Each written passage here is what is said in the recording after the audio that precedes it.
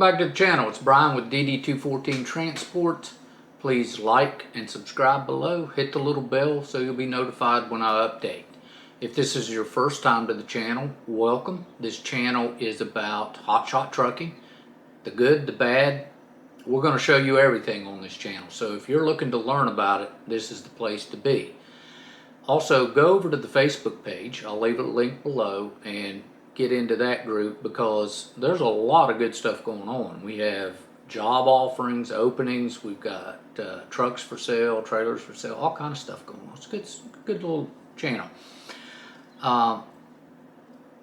Listen, one thing I want to remind you guys is my funding company is offering you $100 on your first factory. Okay, so do not forget. I will leave a link below. It's actually a phone number. You're going to call Larry, and Larry will take care of you. All you got to tell him is DD214 sent you, and he'll take it from there, and he'll get you enrolled in the $100 rebate on your first factory. So don't leave that money on the table.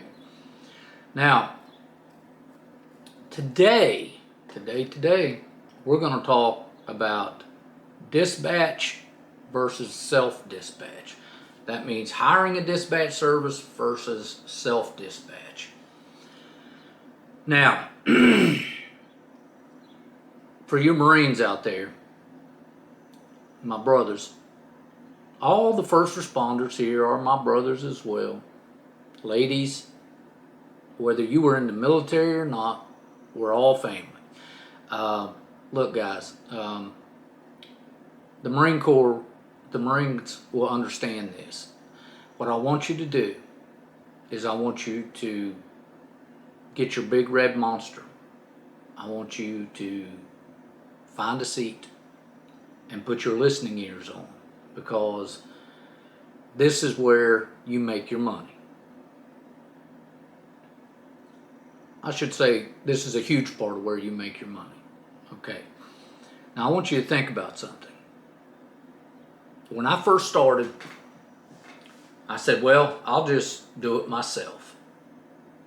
And I spent one day looking for my first load. One day. And everything I had to go through to get that first load made me a believer in dispatching. So you understand. When your wheels are not spinning, you are not making money. If you're sitting in a parking lot or sitting in your chair at home, filling out a carrier pack, or making phone calls on a load, or whatever it is you got to do, you're not making any money. You're spending money. Now, listen up, guys. Pay attention to what I'm telling you. Okay? This is the deal. When you first get started, the question is, should I hire a dispatch service or should I do it myself? Answer, get a dispatch service. My dispatch service is Iggy 6. You heard it here, it's mine, and I'm just telling you, these guys keep me rolling. The numbers you see me have, it's because of them. It's nothing I've done. It's only me driving the truck. Now, if you want to sit around and play negotiator with your loads, by all means, knock that out. But let me tell you what has to happen. And I'm going to be real serious with you. And again, put your ears on. You make a phone call.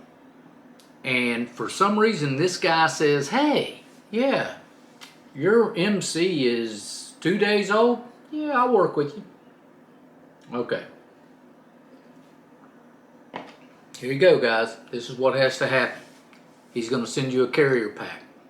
You're going to have to sit down and fill out that carrier pack. That means you got to have all your documents, all that sent over. You're going to have to fill it out. It's got to have to be docu-signed, all that mess.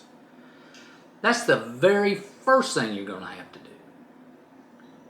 When I did it, and I've got a scanner in there that'll scan 30 pages a minute, it took me an hour to fill out one carrier pack. So let me just tell you what Iggy 6 does for me, okay? And Iggy 6, if you don't know, stands for I got your 6. 12 o'clock stands for I got your back, all right? And that's, they're military veteran owned, and they're on it. I dig them. That's why I use them. So what they're going to do is Iggy 6 is going to create your carrier package for you. They're going to find the best paying freight. I'm going down a list here, so they're going to negotiate your rate, and then they're going to contact you and say, hey, I got this load. It's it's where you're at. It's where you're going, whatever the situation is, and this is what it pays. Now you can either go get that load, or you can not go get that load, but that's on you. They're going to make sure this load works for you. So when I'm driving to, for example, when I'm driving to Kansas, say I've got a load going to Kansas, they're out in front of me looking for something else that'll work with me going to Kansas. Okay, so this is how you make money, guys. Now, also the other thing you're going to have to do, especially if you're factoring, is you're going to have to verify credit. Well, they're going to do that for you. They're going to verify the credit. You will be included in all paperwork exchanges because there's going to have to be a rate confirmation come in. Once that rate con comes in and is signed, you'll get a copy of that, so you know everything that's going on. You can match this stuff up. It's all good. They're going to communicate with the customers, and I'll tell you one thing that I found out real quick is the customer who is a broker, who is a freight broker, okay? He's taking a little piece of this thing somewhere down the line. He's going to wear your phone out if you don't square him away pretty quick. On certain loads, they just tear you up. So I had this one broker, just to get into a quick story real quick, I had the one broker call me maybe 5 times in one day wanting to know an update of where I'm at. And I finally just stopped and said, dude, you're calling the cab. If you need questions answered, you need to call dispatch, not me. So it takes me out of that mess. If I have to, I'll deal with them. All right, so they're going to communicate the updates to the customers. If freight, or if there's any kind of detention where you're having to sit for more than 2 hours, that's the norm in the industry, is 2 hours. If you have to sit more than 2 hours, they pay you. And then once you deliver the load, and this is where a lot of this comes in, that it's so important. The communication between the freight broker and the customer, making sure that all that's communicated, that's on them. It's not on me. I don't have to deal with that. I don't even know how people who are getting their own freight deals with that kind of mess, because I don't want to deal with it. You know, it's worth every penny to me to pay my dispatcher to deal with that. So once I get close to the setup, then or to the delivery, I will pick up the phone and call the customer or the consignee and say, hey, I'm in the area. What time do you stop receiving? Do you take it on the weekends? Whatever, and try to work out something with them. If that's not possible, then I'll turn that back over to the dispatcher and let the dispatcher work on it. So once you deliver the freight, what happens is you'll have a bill of lading, okay? You will get the bill of lading. I always ask for a print, sign, and date. That's what I ask for. That way we can see who did it. Then all you have to do is take a picture, making sure that all 4 corners are in the picture. If there's multiple pages, you have to shoot multiple pages. Give them everything they need. Then you email that picture to your dispatcher. The dispatcher then prepares an invoice and sends it to your factoring company. And within 48 hours, you get paid. Now, guys, that's how I make money. If you want to do it yourself, you can do that. But you're going to spend a lot of time as an office clerk. And I don't have time for that. Because I know that the further down the road I am, the closer I am to getting paid.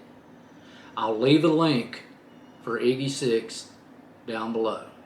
But that's who I use. I've been asked 100,000 times, who am I using? And I have, to this day, protected him like I told my buddy down in Georgia, I said, you don't share your wife, you don't share your dispatcher. Well, guys, I just shared my dispatcher.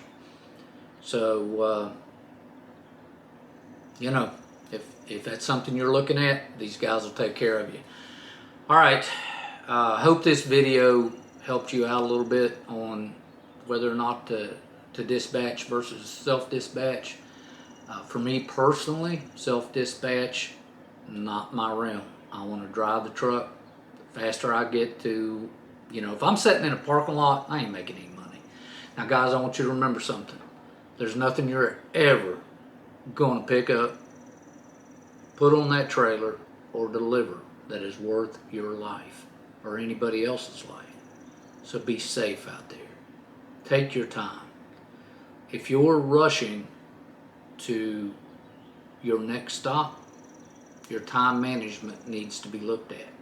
I'm going to go over on my next video HOS, hours of service, so that you guys can understand. It's going to be a 101 course. Basically, this is how you do it, how you make money using your clock. All right, well, I'm done with this video, so I hope you guys got it. I hope you understand it. If you need help, please reach out.